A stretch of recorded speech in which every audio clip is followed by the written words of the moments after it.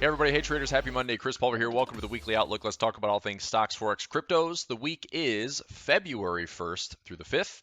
Happy almost Groundhog Day. Interesting week in the markets last week. Let's talk about that. I'm going to go ahead and move myself out of the way. I thought I had a pretty fun little screenshot from this week. Wallstreetbets making headlines, shaking things up. Melvin Capital losing 53% of its fund, making things interesting. Okay, so let's talk about what's important this week. GameStop, what does it mean? The Ripple comeback. Ripple was probed by the SEC. They're fighting back saying, hey, what makes Bitcoin different than Ripple? What makes Ethereum different? What makes all these other coins immune to what the SEC is trying to do to Ripple? So big jump on Ripple. Also, I know that Wallstreetbets, everything that's squeezing right now is showing Wallstreetbets everywhere, fingerprints everywhere. Anyway, more vaccines. Johnson & Johnson. I think Novavax is another one, looking like we have some effectiveness between the 60 to, I think Johnson & Johnson was like 65%, but the big takeaway from that one is that refrigeration levels at normal temperatures allow that vaccine to survive like 3 to 4 months. So that could be a big one if they can maybe improve the overall effectiveness of it, but that will help continue this logistical nightmare and supply chain issues with the current vaccines. EV opportunities in reality. I talked about this last week. I think it's important to revisit it. This, to me, is the next 3 to 5 to 10-year opportunity. We're talking about this sector essentially at its infancy. A lot of what we're seeing right now is big blank checks and capital getting thrown into EV-type SPACs, these special acquisition companies. We've already played a few. If you watched my session with Market Traders Institute called Ask an Analyst, we have a AAA session every Monday at 1 p.m. Eastern Time. Make sure you check that out. You can see that also on the YouTube channel, Market Traders Institute. We have a AAA session 1 p.m. Eastern Time on Mondays. It's myself, my good friends Tyson Clayton and Gary Fickhart. We've actually been talking about several SPACs and EV opportunities. I know that this is a big one that Tyson's focused on.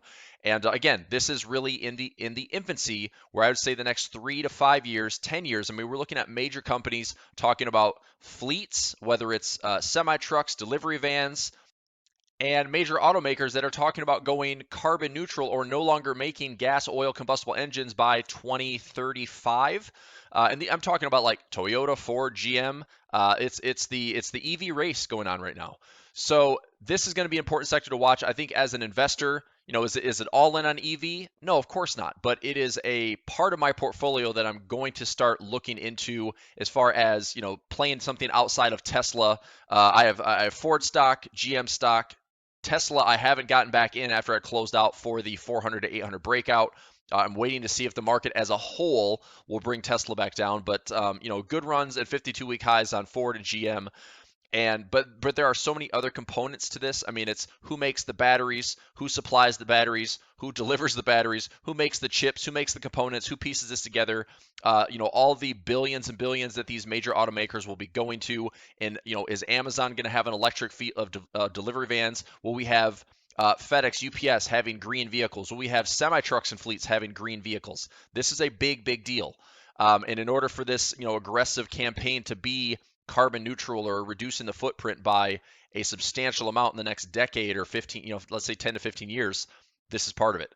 So I think, as I said, I mentioned it last week, there's going to be a lot of companies I continue to kind of do research on, but it will be, let's say if I can find, 20 great opportunities over the next 6 to 12 months, I will be watching very closely. Right now, a lot of them are coming in the form of SPACs. So we have big capital, private capital, pretty much writing this blank check to make these companies public.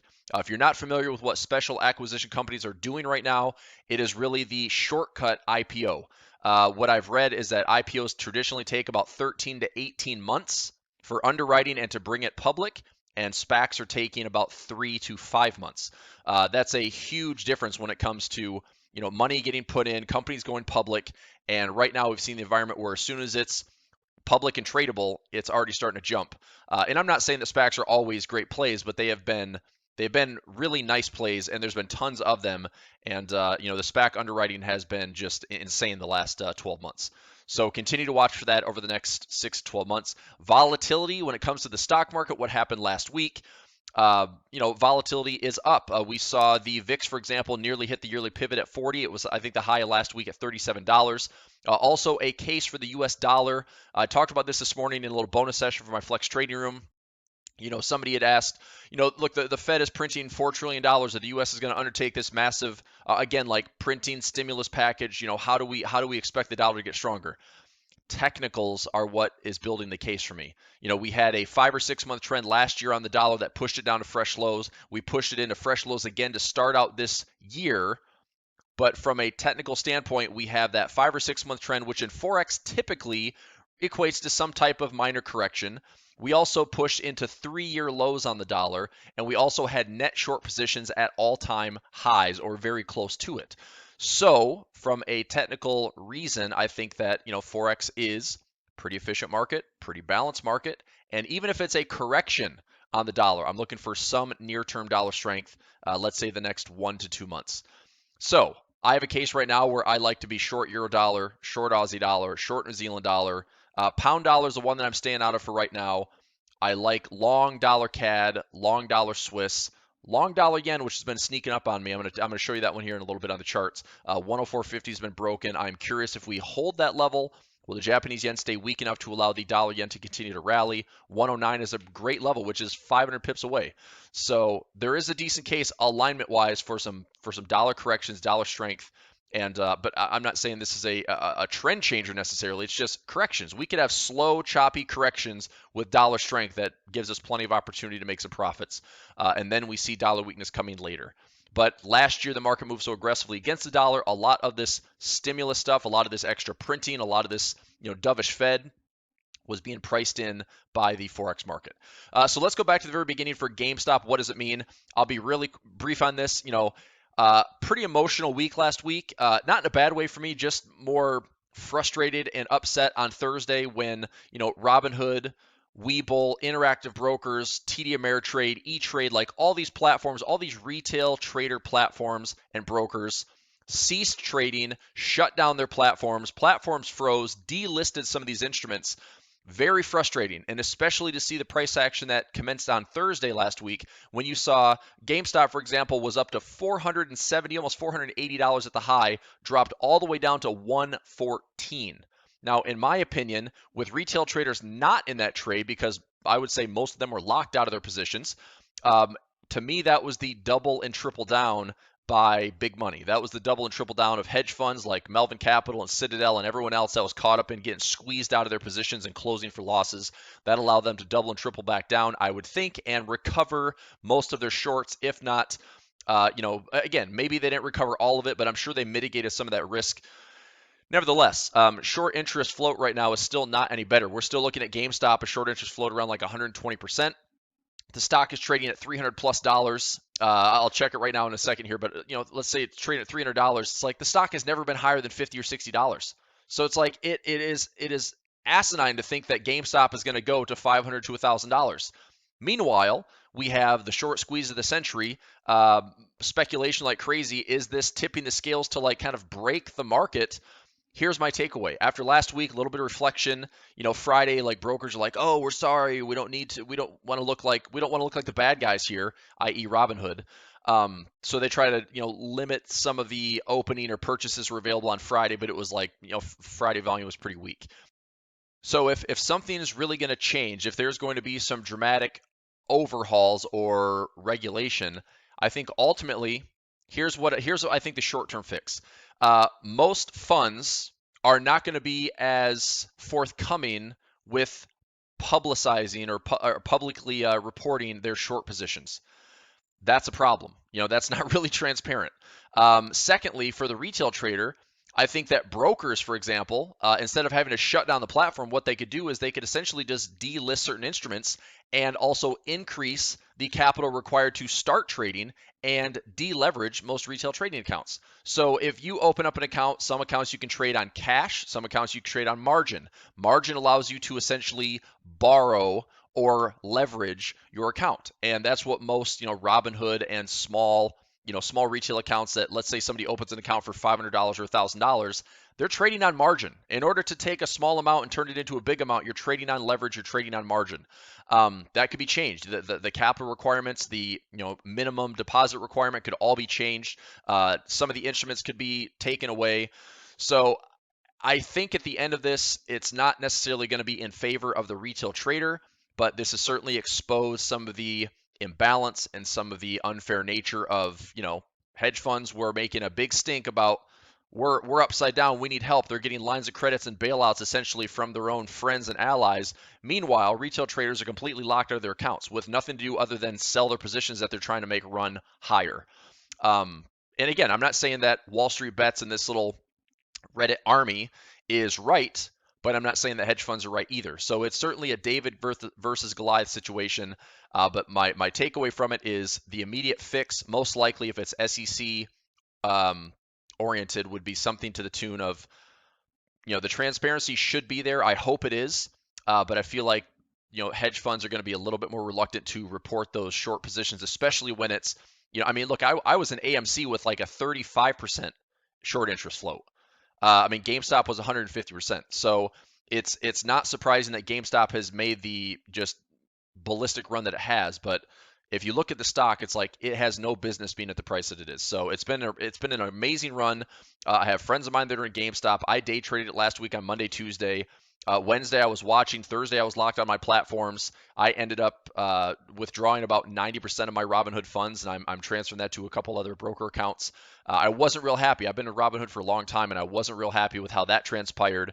And I'm not saying it's their fault. I think that overall, I think they mean well, but I know where their bread is buttered, and that is pushing through funds. And they're not exactly the democratized app that they claim to be.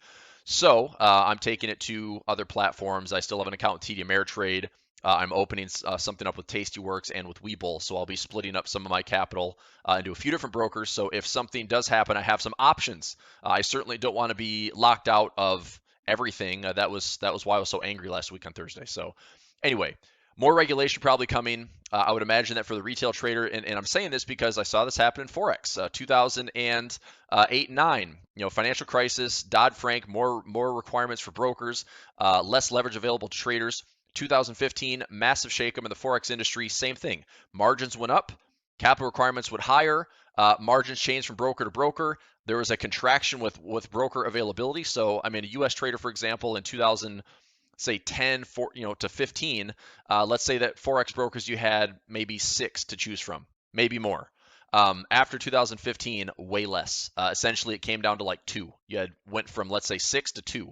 That's not a lot of choices out there. And I think that, maybe stock trading could be very similar, but time will tell. And with this whole, Reddit army, the Wallstreetbets group, I also don't think that they care if they win or lose.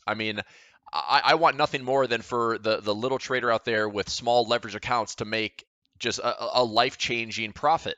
But at the same time, if all this goes awry and GameStop goes from current prices back down and crashes, and they're still left holding the bag, like at the end of the day, like they're just going to say, hey, look at how awesome this loss was. We fought them. We really showed them who we are. We really pissed off a bunch of, hedge funds, but let's go find another trade. And at the end of the day, it's like somebody's going to get left holding that bag. And I would imagine it's probably not most of the hedge funds that have, endless resources versus a retail person that's trading on their phone and thinking that what they're doing is like a good idea. Look, traders make profit consistently, or traders who make profits consistently don't do it by accident. It's amazing to have these one-off stories where it's like, look at that massive win that changes, my account, or I double my account or make this massive gain. That's amazing. Doesn't happen very often.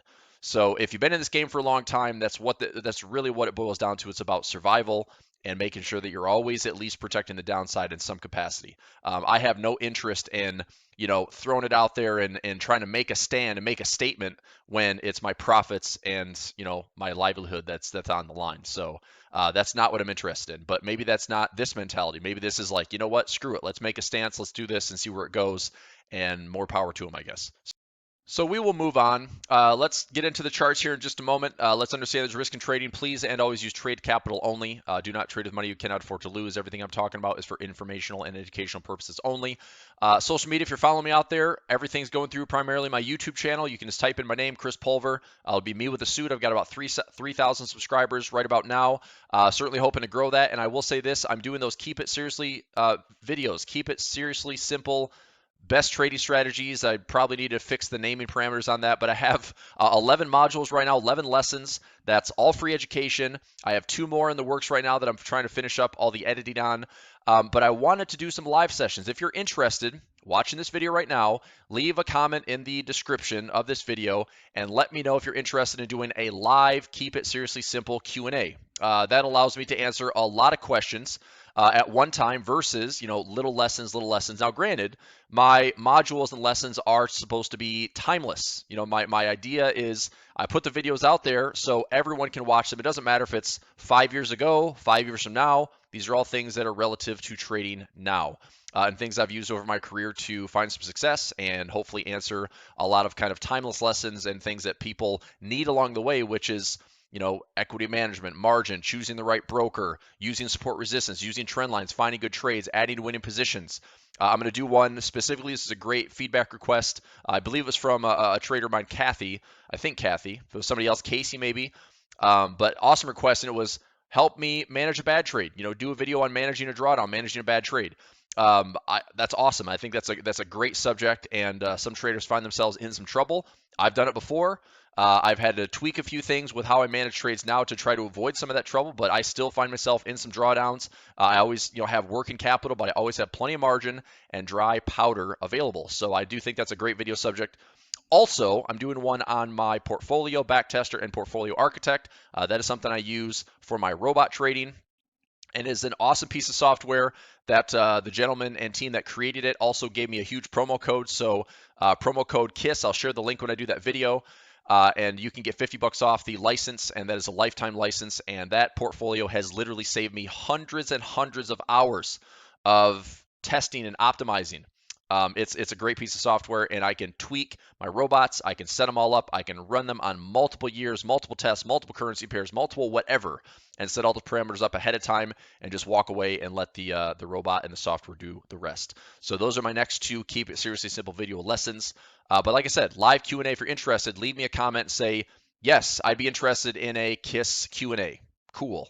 I will collect those comments and we'll start to schedule out some live sessions over the next, let's say, 1 to 2 weeks. Let's have a big one. Let's have like kind of the kickoff KISS Q&A, and let's have a bunch of watchers out there. I hope to answer a ton of questions. Okay. All right. Let's get into the charts, shall we? All right. All right, so let's do a little weather report today. We've got the SPY up 1.63%, big recovery from last Friday's close. Just so everyone knows, last week's move, the NASDAQ, the S&P, the Dow Jones, all down over 3% in the red. The weekly candles were, possibly creating some concern, but as I said in my little bonus session today for the Flex Room, I really think that last week's close could provide a lot of inside trading or inside candle trading in here. So we might spend the entire week, from this low to this high, we might spend the entire week, struggling to take out the highs again, but maybe have a difficult time breaking the lows. I'd say in order for me to get a little bit more bearish, maybe a little bit more confirmed that I think the bearish price action is going to take over, I still think we need to break these lows from the very, very beginning of the year. So we're not there yet. This is a SPY 364 to 362. Those levels have not been breached. This move to the yearly pivot actually would be about a 14 to 15% correction off the highs. So with last week's close at 3%, is that all the market needs to be like, let's buy the dip at 3%? Maybe that's the case. So I think in the near term, we're probably going to see some reaction recovery today. The SPY is up on the morning. The Dow Jones is up this morning as well, around 0.8%. The NASDAQ is up. Look at that big move in the NASDAQ, 2% in the QQQ. Woof. But that was also a pretty big sell-off last week, almost 4% in the Qs last week. So we're up around 2.6%. We also gapped higher from last week's close. So that's part of the reason is last week's close was way down here around 314. We gapped up. If I go to the 1 hour chart, you're going to see that gap right here from day to day. So this is the close of Friday around 314 and the open around 318, and we came back really quickly. You can see that spike intraday to come down and fill that gap and then continue to go bullish. So, day trading opportunity, that's actually a great looking structure right there to see the close, gap higher, fill the gap, and then buy that dip. That would have been great on the Qs this morning. So just seeing that on a 5-minute chart, that's beautiful. Gap, come back in, fill it, there's your buy trade, stop area below, draw a little trend line, and off you go. So this is, I mean, it's not much, right? You're getting a 2% move on the day, but if you're trading, futures, pretty big move, right? Trading leverage, pretty big move. Trading call options, pretty big move. Okay, anyway, so weather report wise, indices are up for today. Are they going to take out the 3+% correction from last week? That's the task, right? If they're going to, then we're off the new highs. If not, we're going to struggle. We're going to show more volatility. And this is what I continue to talk about. I am definitely long volatility. So this is the VIX. Chart alarms were triggering last week around $30. We had highs around $37. Yearly pivot is still up here around $40. Could we make another attempt to go higher than that? It's possible. It's very possible that something like this happens on the VIX where we have this structure right in here. Maybe we have this, again, kind of coiling, and then boom, maybe erupting back up. Now remember, what sparked this? COVID. All hell broke loose. All this crazy stuff. But that was last year. Are we going to do that again? Maybe. Maybe not. Not without circuit breakers triggering left and right. Not without all sorts of panic out there in the markets. Seems to be pretty contained right now. But there could be reality fatigue where we're thinking that, jobless claims are still high. Super dovish accommodative policies are still needed. Earnings are okay, not great. But we're just kind of, buying the market on this like greed and euphoria that everything is just the right environment to be long. And I'm just not that bullish. I think that I'm not going to fight it, but I'm just not that bullish for right now. I continue to look at, value stocks, stocks that deserve a comeback, that have good financials, sectors that have been beaten down that are still like stable and not going to go bankrupt. But again, I'm long volatility. That's like my biggest play, and that's my biggest hedge right now against any correction, is that my long and volatility is going to offset, some of my positions that are going to get trailing stop losses triggered or activated. Meanwhile, unless we see some breakdowns in the SPY, closing below those original weekly candles, then we're talking about real correction. This would be the area that I would start looking at inverse ETFs. If the SPY is down here towards that yearly target, I'm looking at going long inverse ETFs, and I'll try to time it a little bit better in that regard. Okay, if we go into the DIA, same thing. We take out those original lows. Can we give some back, come into these September, October lows from 2020? Yearly target right there. Qs, very close to the right side of this trend line. I know that today is a recovery day, clearly.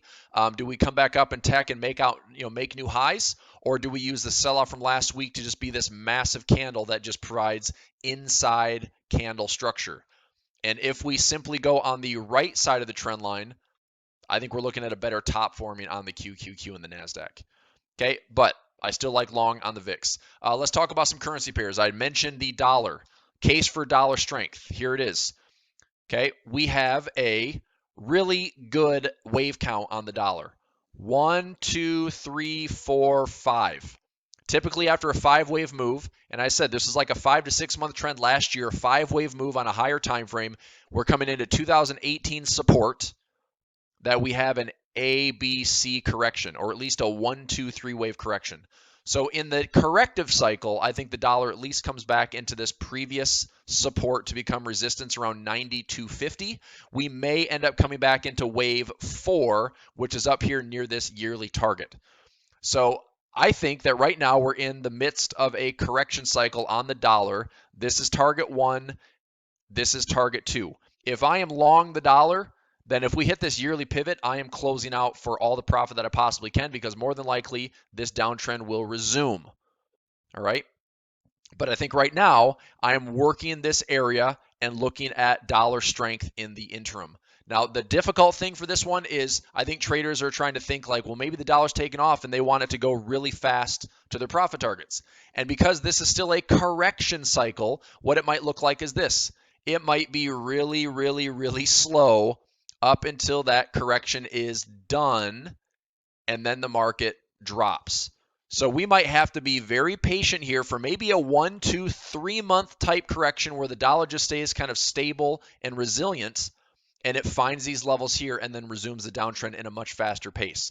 So downtrend was fast, downtrend was fast, downtrend was fast, downtrend was fast, and all these were corrective cycles or slightly sideways cycles. and that's what we're in right now. It's kind of a, upward correction, something like this where there could be a corrective channel, but overall this should help drive the dollar strength. So what currency pairs do I really like? I am in Aussie dollar short, Euro dollar short, pound dollar is off. I'm not doing that one. New Zealand dollar short, dollar CAD long, dollar Swiss long, dollar yen I'm not in yet, but I'm going to talk about that in a little bit. So dollar index looks pretty poised for this correction to continue. Minimum spot is around 92.30 right in here. Previous support becomes resistance around 92.30. Yearly pivot is around 94.20. Okay, let's go to dollar index, US dollar. Different weighted instrument, but similar structure. On the right side of the trend line, corrective phase back into target 1, which is 11,916, and the yearly pivot, which is 12,097, give or take a few points. But previous support to become resistance, or the yearly target to test this wave 4, here is the 1, 2, 3, 4, 5. Looking for a ABC correction, come back and challenge that wave 4. And then the downtrend can continue. But this is that corrective cycle for dollar strength in the near term. Okay, same currency pairs apply. So let's talk about those currency pairs. Aussie dollar. Aussie dollar spending some time on the right-hand side of the trend line. I think that this is a pretty easy trade. What I'm looking for is I took some profit already. We're on the right-hand side of the trend line. It's either going to be, we just have to kind of be okay with like selling some lows and taking it into this 7,400 area. That could be all the correction we're offered. What I'm hoping is we might have one more push coming this week to the backside of the trend line, and we can sell this again at a really nice high. Between 7,800 and 8,000, this is where I'm looking to get short on the Aussie dollar. So I've already taken some profit. I'm going to reload at the highs and pending orders at the highs around 8,100. That's Aussie dollar. Euro dollar, similar to that. I was short around this 2,300 area, took some profit. I'm trying to reload on this one, back up around 22 and 2,300 if we get it. If this keeps dropping, we're currently trading at 2069. If this drops back into this pocket, into this 1.20, then I'm probably not going to chase this. I know that this could and should come back into 1.17. Could and should. But this could also be, correction down here, pulls up one more time. Then we have a chance to finish this move into this correction cycle towards 117. So this one, I think I'm not getting the levels I want. I want 122 and 123. They're not being tested right now. So if this goes a little bit lower, maybe we find a retracement back up to the February monthly pivot, which you can see right here in my chart. Today's the first day of the month. So there's my pivot. That's a nice horizontal level to trade at equal highs and see if this will drop back down. But if it just keeps going down, if I miss this trade, I've taken about 200 pips of profit right there. If it goes lower without me, I'm probably not going to chase this. There are other currency pairs that haven't quite turned yet, so I'll stay with those. Okay, pound dollar, the reason I'm not in this one is it's just a big choppy channel. Like, it's not breaking any major structure here. Until the pound breaks this trend line or this channel around 36 or 3,500, I think we have a really nice move down towards 3,000. But until this is obviously breaking, I'm not going to force any trades on pound dollar because it's really choppy right now. Okay, New Zealand dollar. Another one on the right-hand side of the trend line. I'm trying to get a trade at the equal highs. Okay, I know some traders took some entries around 72.20. I'm looking at a trade around 7,300. I want to see if we can test the backside of this trend line and then drop.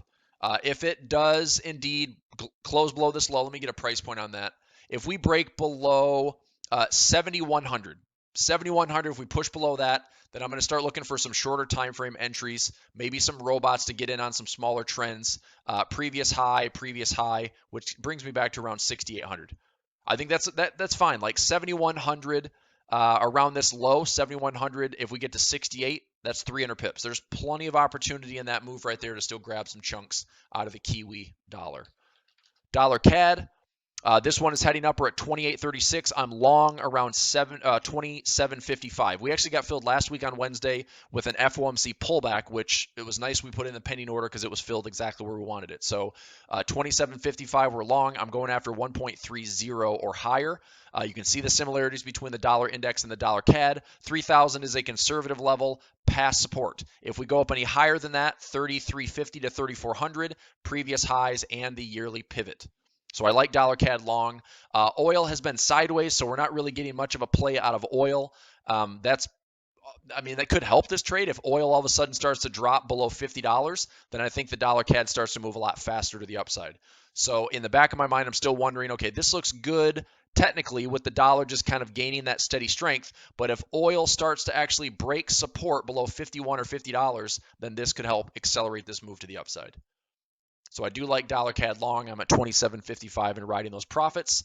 Dollar Swiss, we have a nice clean break above the 89.10 neckline. So this was a long-awaited head and shoulders, left shoulder, head to neckline, right shoulder. We're breaking right now. So if we start going higher, look at the past support, look at the past highs.